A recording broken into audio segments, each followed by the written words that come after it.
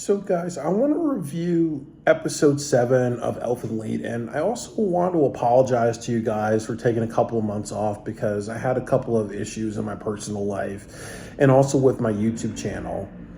So, definitely, I think that one thing I see with Elfin is that there is a lot of just like, I think in every single episode, there's one like thing that's extremely controversial, almost like the director's trying to, you know, hit all bases with shock value.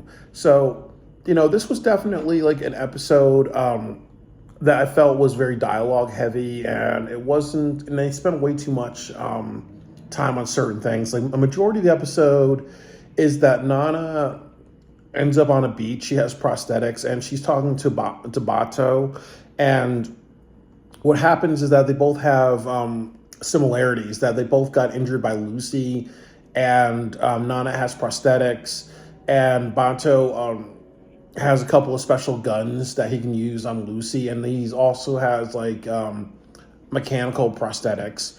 But we kind of see what his character is. Like he's definitely a sociopath. He really just cares about killing the Diclonius, which is Nana and Lucy.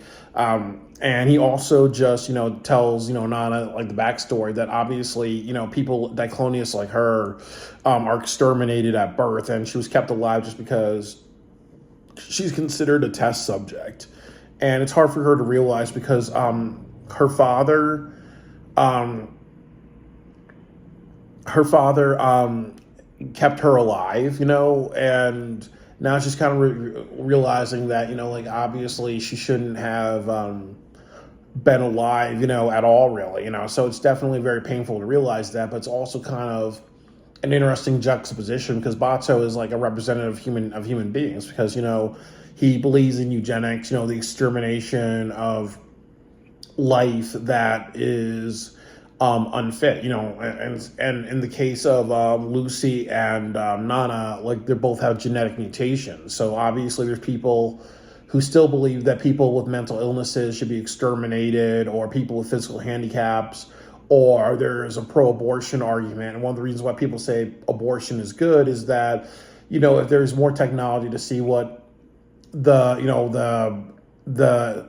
embryo is going to turn into, like a person with a severe mental illness, or if they're prone to sociopathic behavior, or they're going to have physical illnesses, it's good to exterminate. There's people who believe in that, and then it's almost like how human or how good are we as human beings, when we believe that we're moral for getting rid of those, when actually we're more the monsters because we're not living in a world of, everybody has the right to live. We're living in a world of, that's hypocrisy.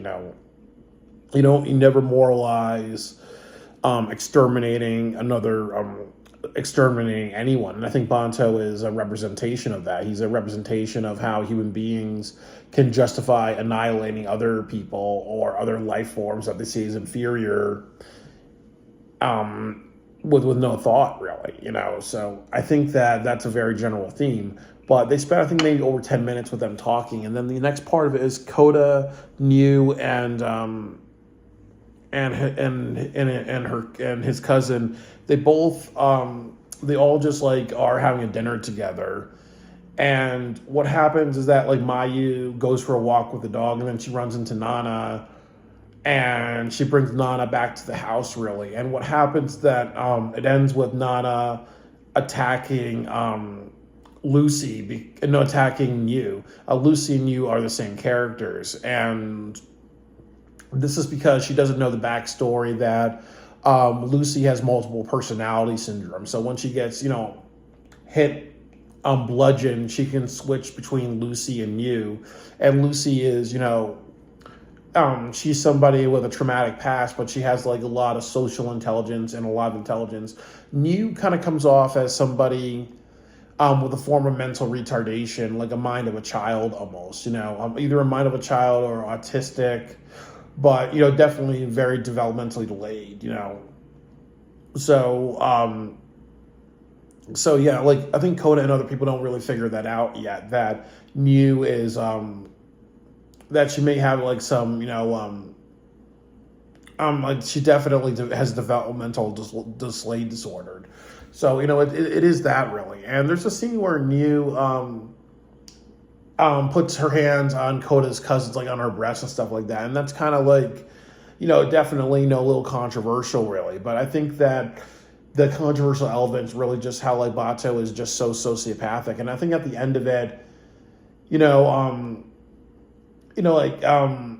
Nana tries to help him out because he has trouble standing up because obviously they have like a fight with each other a little bit because he convinces Nana that she's an abomination, she doesn't deserve to live, and Nana has a break and says, you know what, in her psyche, and says, you know what, if people don't think that I deserve to live, I'm going to make a world where I can exist really. And then she starts to fight Banto a little bit, and they both do damage to each other really. And then also they both like just become friends at the end of it really because Banto just wants to use her to find Lucy and all that really, and also we see a little bit about Banto's character. Like he's definitely very arrogant. He definitely thinks that he has control over situations that he doesn't have control over. Like as I said, he comes off as very much representing mankind really, in the sense that he thinks that he knows how to handle certain situations, or he knows how to look at things as superior or inferior, but it ends up being his downfall really. And I also think that the idea of him becoming mechanical is kind of what all humans desire, either immortal or being good with weaponry, or like you look at like how we're all use technology nowadays, so there's always a sense of just looking at as human beings looking at themselves as relying on technology, like how we're relying on our weapons and reliant on like technology to keep us alive really. And then also with Banto's character, he's helpless without his gun really, so it's almost like with human beings, like human beings are not really that powerful creatures, like human beings are powerful with their weapons, but they're not powerful without their weapons, so it's definitely like a statement of humanity in this episode, but it's really unfortunate that it's really unfortunate that that Banto represents like the evil in humanity. And this episode is very, very tamed compared to the other episodes. There's not a lot of violence and gore within this episode, but definitely just Banto just mentally abusing Nana is definitely very heartbreaking, because you kind of see, as I said, they're trying to make you feel sorry for these characters because they have a really fucked up backstory, so overall, all right episode, but very bad pacing. Like it took like maybe 10 minutes when they were talking between Banto and Nana at the beach, and that's not in good storytelling.